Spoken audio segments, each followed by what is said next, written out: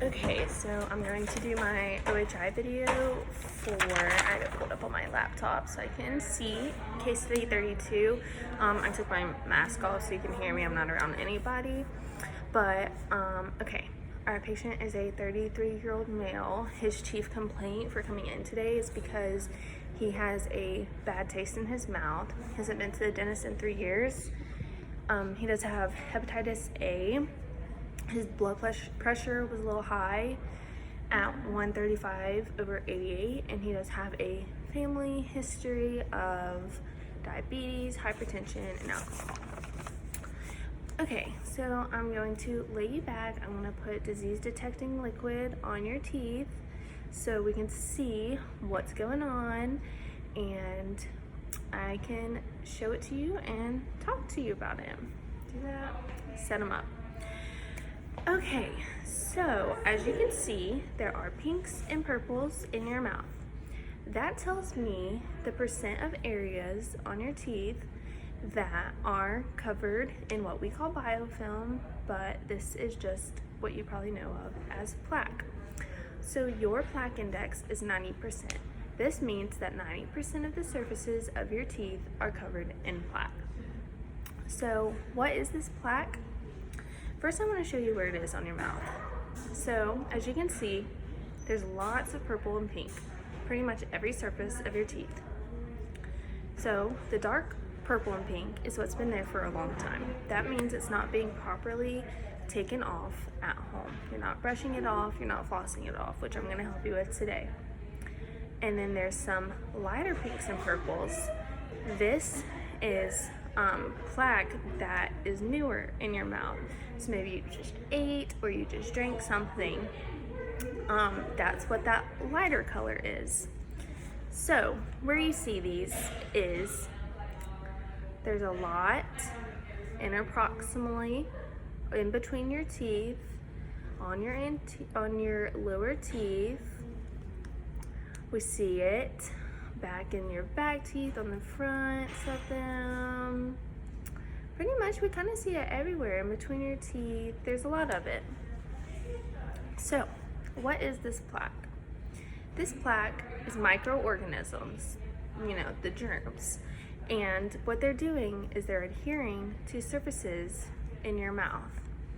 And whenever they're not removed, they just keep forming those layers upon layers upon layers. And if they are not removed, they can cause multiple different things. So this plaque can cause something that we call caries. That's also cavities. It can cause calculus, which means this plaque, like I said, whenever it builds upon itself and it becomes thicker and thicker, it then hardens, and that's what calculus is. Calculus cannot be removed at home. You have to come to your dentist office, so somebody like me, your dental hygienist, has to remove it in the office. And something else that this plaque can cause is disease. There's gingivitis and there's periodontitis, which I'm going to go into a little bit. So, not only does this plaque affect your oral health by all those things that I just mentioned, but it can also affect your whole body. I like to say it like this: the mouth is the entryway to your whole body. So this plaque can actually get into your bloodstream and get into the rest of your body and affect it that way. So I do see that you have hepatitis A. So your body's already working harder than it should be. And so if this plaque does eventually get to the rest of your body, it's going to put your body into overdrive. So by really taking care of your oral health, you're also taking care of your overall health. It's all connected. Hepatitis A can also cause some things in your mouth. It can cause increased bleeding, so maybe you brush your teeth, when you bleed whenever you brush your teeth, and it can also cause jaundice of your gums. That means that your gums can turn a yellowish color and they become can become diseased. So that's why another reason that you really want to take care of your oral health and make sure that you keep up with it at home, so because you are at a higher increased risk because of this hepatitis A. I did also see that you have a family history of diabetes, high blood pressure, and alcohol abuse. So you really this is another reason that you really want to take care of your oral health, because you are at a higher risk of developing these diseases, which puts you at a higher risk for plaque and all the things that plaque can cause. And that's another reason that you really do want to take good care of your overall health, so you don't form these things, these diseases, because not only will they affect your overall health, but then those things will affect your oral health, because like I said, they're all interrelated. So I want to go into what I found during your exam. First, I want to look at your dental chart. So I did see that you have some active decay. This means that you do have some cavities. So that means that this biofilm, this plaque, is eating away at your teeth and forming holes into it, burrowing down into that tooth. So now you're going to have to get those filled. So I'm going to teach you different ways that you can brush your teeth better and start flossing, so that we don't keep getting these cavities.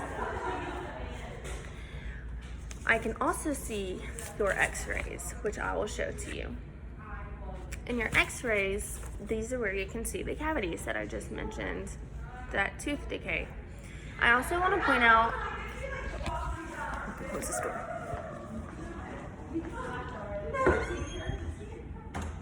Sorry. I also want to point out the bone level on your x-rays. So this is where your bone level is supposed to be. See if I can do this. Is right here. And as you can see, your bone level is decreasing a little bit. Right there. And this correlates to the probing depths that I just took. So what I was measuring was the area between the surface of your tooth and your pocket depth. I was calling out 1s, 2s, 3s, all those little numbers. So you do have some bone loss. And what that means is whenever you have the probe, there's 1 to 3 millimeters. That's healthy, no bone loss. That means you're good to go. Whenever you go past that 3 millimeter, that indicates that there's some bone loss, there's some disease. So you did have generalized, you had some 4s, you had some 5s. So that correlates to your radiographs telling us that, there is some bone loss. We also had some bleeding upon probing, which indicates again that there's disease. So with that being said, I can tell you that you do have slight periodontitis. What this means is that you're step past gingivitis. Gingivitis is just a disease of the gums. It's inflammation of the gums. Your gums will get red, inflamed. That's not your case. Your case is that you're starting to lose bone. Unfortunately, this bone loss is irreversible. You can't grow your bone back. However, we want to plateau this disease. We don't want it to keep increasing, because if it keeps increasing, this plaque, these microorganisms that are getting down into your pocket and eating away at your bone, they're just going to keep eating away and eating away, and eventually you can lose your teeth, which we don't want. You probably don't want. It's just going to cause a lot of work to be done in your mouth, a lot of money. So that's why we just want to stop this disease as is. And you can do that at home by really taking care of your oral health, brushing better and flossing better, which I'm going to teach you about. One last thing that I do want to mention that is increasing this biofilm, this plaque in your mouth, is drinks that you are intaking. I see that you drink lemonade and you have energy drinks. Well, these drinks have sugar in them. So these microorganisms are attracted to sugar. So the more sugar that's in your mouth, the more that they're going to adhere to surfaces in your mouth. So I do want you to try to decrease the amount of those drinks that you're drinking. And if you are going to have one, swish with water afterwards. That'll kind of decrease the amount of sugar in your mouth. You still want to decrease those drinks, but if you're gonna have one, that's what I recommend you doing. And you don't know what kind of toothpaste or mouthwash you're using, that's okay, and you don't floss. So now I'm gonna get into your actions, what we're gonna do to prevent this, to plateau this disease and not let it progress. So I want you to show me how you floss.